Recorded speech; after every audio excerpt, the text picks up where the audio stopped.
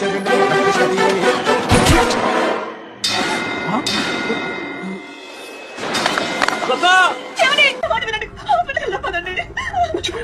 గుడికొచ్చి మనం ప్రసాదం తినకుండా ఎప్పుడైనా వెళ్ళావా? అమ్మా కలుపుతున్నారమ్మా. ఉప్పు కొంచెం తక్కువైంది కదా రత్న,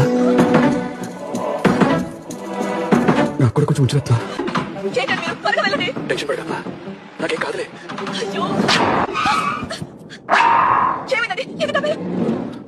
నువ్వు సీట్ బెల్ట్ వేసుకోవడం మర్చిపోయా.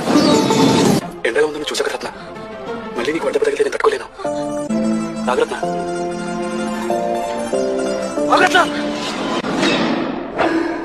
కొబ్బరి తినకుండా మనం ఎప్పుడైనా కొబ్బరి బొండం పడేసావా?